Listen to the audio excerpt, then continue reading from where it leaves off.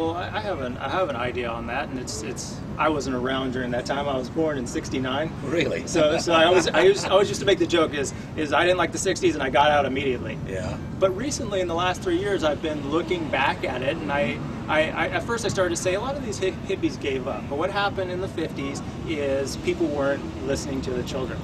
And the children woke up at a certain place. It started with love and peace, which is something that we can all agree with.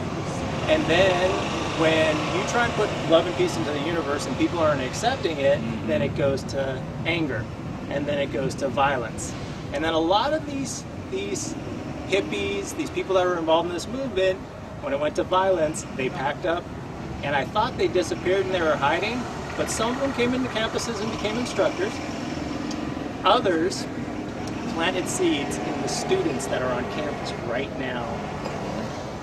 They planted these seeds in them, and they get this stuff. They get making money and being socially responsible. And I have a feeling that they might not be listening to everything they hear because they can get to information, but they need the experience so they can really objectify and know what that information is really telling them. And that's why I'm here. That's a good point. That's a good point.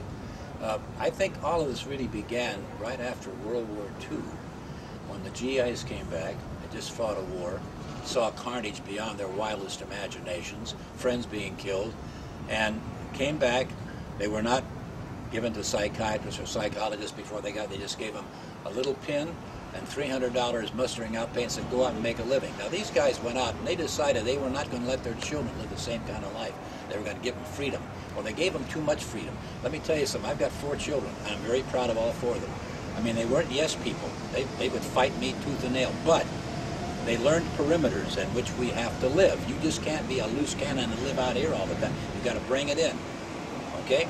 Well, my kids turned out well because the old man loved them, and the old man disciplined them. And they realize that now that they're in their 40s. Maybe they didn't when they were young, especially my eldest.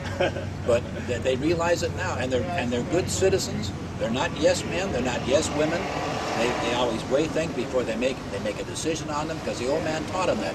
You don't just go in loose and accept somebody's word. You look at it. You analyze it. It's like all this stuff about Obama now. I don't know which is true and which is not, but I look into it. If I find it, fine. If I don't, then I leave it alone. I think it's just a rumor.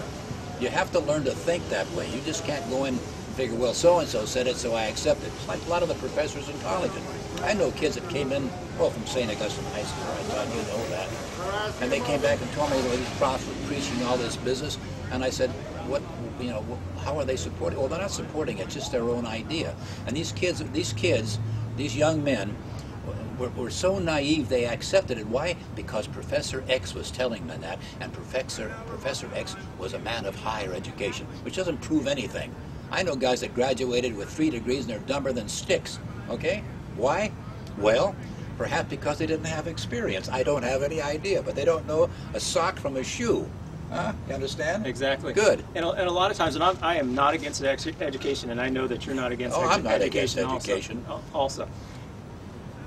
But that is part of the puzzle.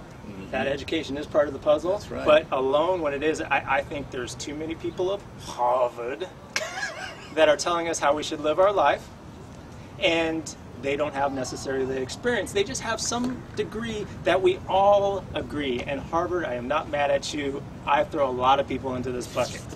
And me, I use my compass as experience. And I'm only speaking for one person.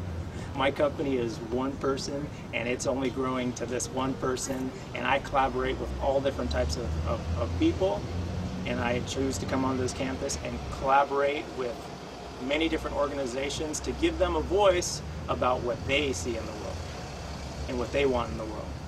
What they see through whose eyes? Theirs?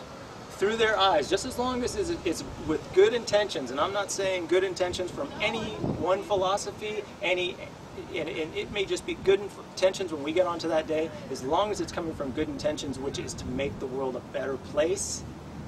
Like, for instance, this would be an example, as Gandhi said, and I could get this wrong, he said, be the change that you wish to see in